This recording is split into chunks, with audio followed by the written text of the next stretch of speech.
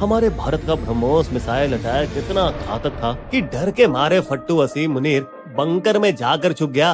वो इतना कपकपा गया था कि उसने अमेरिका के विदेश मंत्री को फोन कर डाला। रूबियो साहब, हमें सीज फायर चाहिए। क्या आप भारत से बात कर सकते हैं? और ये सही भी था, क्योंकि इस मुर्गे मुनीर की हालत खराब जो होने वाली थी। दोस्तों, ये वही जिहादी जनरल था जिसने पाकिस्तानी आतंकवादियों को भेजकर भारतीय हिंदुओं के खिलाफ अटैक कराया था। तो अब सवाल ये है कि ये सब हुआ कैसे? 7 मई की रात को भारत के सफल ऑपरेशन सिंदूर के बाद अमेरिका जाग गया था और उसके विदेश मंत्री मार्को रूबियो ने दोनों देश को कॉल किया। क्यों भाई, ये लड़ाई बढ़ाने की क्या जरूरत है?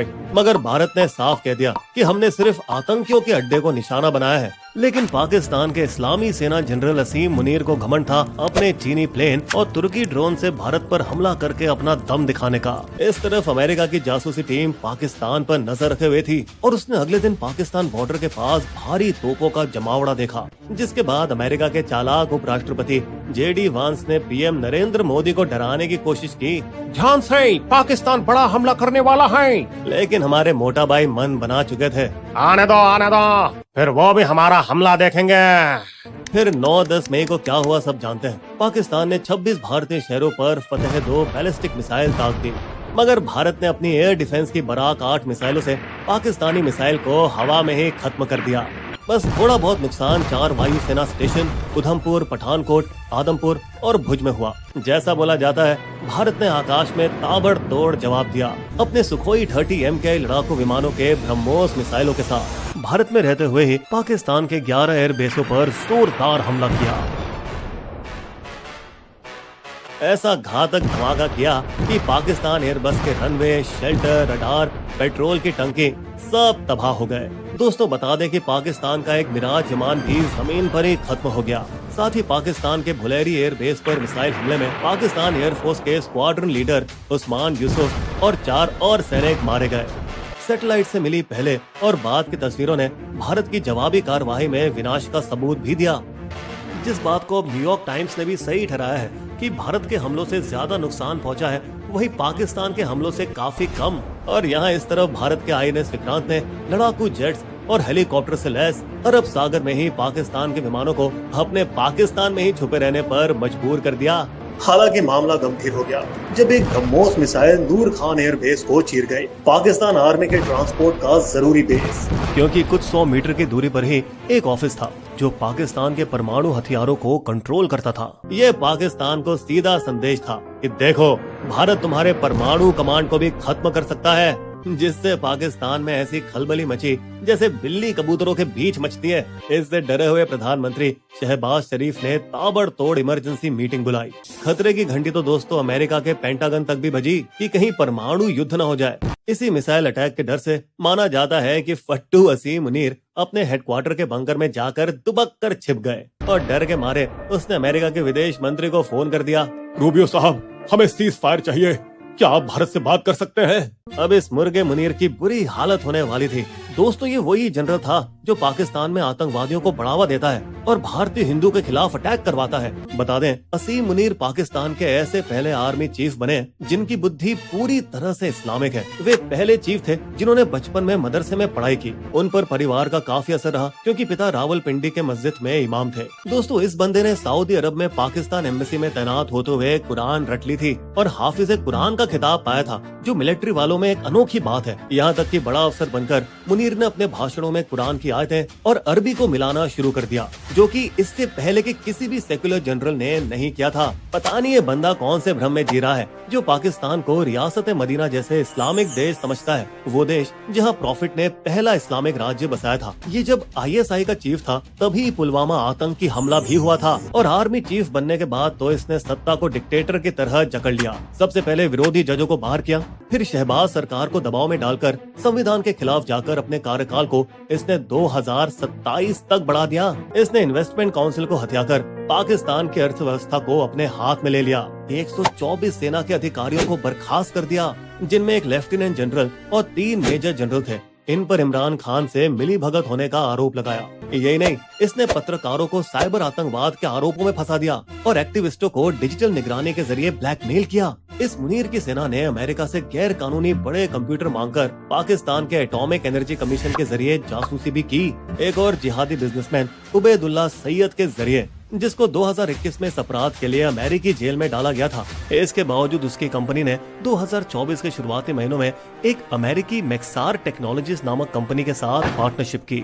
और बता दें, एक साल बाद 2025 के फरवरी अप्रैल में उस अमेरिकी कंपनी को एक ही टाइप के 12 ऑर्डर आए जो पहले कभी नहीं हुआ था। और जानते हैं दोस्तों, ये ऑर्डर किसके थे? कश्मीर के पहलगाम एरिया के सैटेलाइट से लिए गए फोटोज, जो कि माना जाता है कि इन फोटोज का इस्तेमाल आतंकवादियों ने पहलगाम के घने जंगलों के रास्तों को मैप करने के लिए इस्तेमाल किया था। तो इससे हम कह सकते हैं कि शायद पाकिस्तानी सेना भी इसमें सीधे शामिल हो।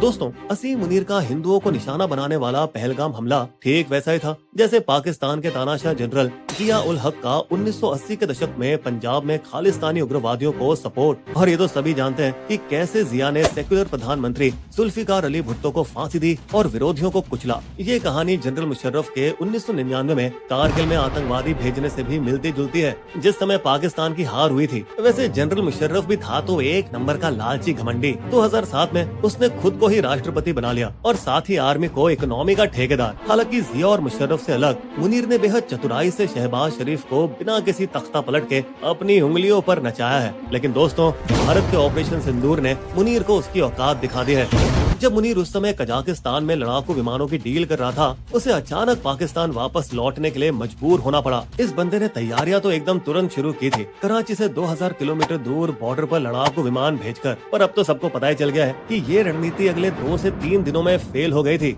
दोस्तों, इस सब से पाकिस्तान का कट्टरपन भी सामने आया जब उसने पूंछ बॉर्डर के पास गुरुद्वारों, चर्चों और मंदिरों पर गोलीबारी की।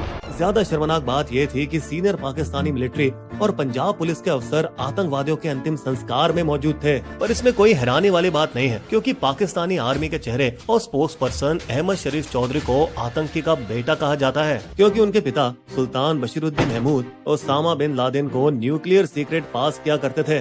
देखिए दोस्तों, पाकिस्तानी लोग सोशल मीडिया पर कितनी भी चौधरी गिरी दिखा लें और फिर चाहे हमारे कमेंट सेक्शन में भी, पर मुनीर जानता है कि अब वो कमजोर हो चुका है और उसकी सेना की छवि बद से बदतर हो चुकी है। इसलिए जब उसकी मिसाइलें और ड्रोन फेल हो गए और उसके अपने ही आर्मी ठिकानों पर हमले होने शुरू हो गए, तो उसने अपने घमंड को दबाकर अमेरिका को सीज फायर के लिए कॉल कर दिया। हमें अब सीज फायर चाहिए, क्या आप भारत से बात कर सकते हैं? तो जब 10 मई की सुबह सचिव रूबियो ने ये बात जयशंकर को बताई, तो उन्होंने अमेरिकी दखलंदाजी को नकारते हुए कहा पाकिस्तान को सीधे हमसे संपर्क करना चाहिए। जिसके बाद 12:30 बजे उसी दोपहर पाकिस्तान के डीजीएमओ ने भारतीय डीजीएमओ को पहली बार फोन किया।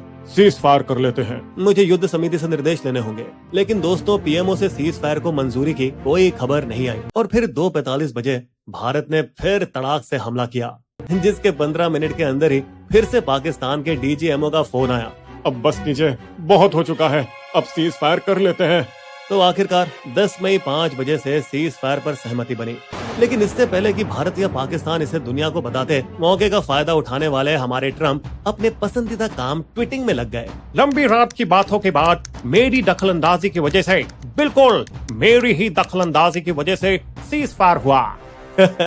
यार, लगता है कि ट्रम्प नोबेल शांति पुरस्कार पाने के लिए बेताब है, क्योंकि वो रूस और यूक्रेन के बीच भी शांति का समझौता कराने की कोशिश कर रहे हैं, साथ ही इजराइल और हमास के बीच गाजा में भी। इसके साथ ही उन्होंने कश्मीर के मुद्दे को अंतर्राष्ट्रीय बनाने की कोशिश की। मैं इस 1000 साल पुरानी जंग में शांति लाने के लिए तैयार हूँ, चाहे जो भी हो।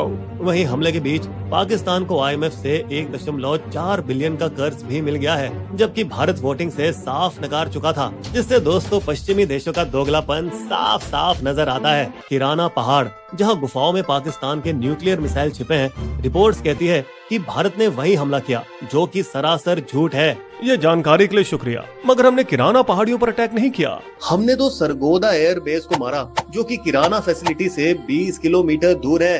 दोस्तों, वैसे आपको क्या लगता है, पाकिस्तान के चीनी J-10 विमान ने किसी राफेल को नष्ट किया? इस पर अभी भी विदेशी मीडिया रिपोर्ट्स के आधार पर चर्चा चल रही है, पर भारत द्वारा कोई पुष्टि नहीं की गई है। जबकि भारतीय वायुसेना ने कहा है कि हमने हाईटेक पाकिस्तानी विमान को मार गिराया है, मगर इसकी कोई डिटेल नहीं दी है। हम एक युद्ध स्थिति में हैं और नुकसान युद्ध का हिस्सा है, लेकिन हमने अपना मकसद पूरा किया और हमारे सभी पायलट वापस घर आ चुके हैं। ऑपरेशन सिंदूर से सेट हुई भारत की नई सुरक्षा नीतियाँ। भारत की शर्तों पर निर्णायक पलटवार होगा। न्यूक्लियर ब्लैकमेल की कोई जगह नहीं। आतंकवादियों और उनके समर्थकों के बीच कोई फर्क नहीं देखा जाएगा। और अब हमारे यहाँ जिहादी जनरल को एक सलाह है, भाईजान पहले अपने देश पर ध्यान दे दें जो पहले से ही बटपटा गया है, जहाँ बलोच, पश्तून और विद्रोहियों की हिंसा रिकॉर्ड तोड़ है, जिस पर दोस्तों हम जल्दी वीडियो लाने वाले हैं। तो आखिर में हमारे जाबाज जवानों को सलाम, जिन्होंने अपनी जान की बाजी लगाकर हमारे देश के लिए बलिदान दिया। बिस्बो की शायरी। ऑपरेशन सिंदूर से कांप गया मुनीर, पहले अकड़ा फिरता था कागज वो वीर, गिड़गिड़ाता पहुंच गया भारत के वो द्वार, झेल नहीं पाएंगे हम, रहम करो सरकार।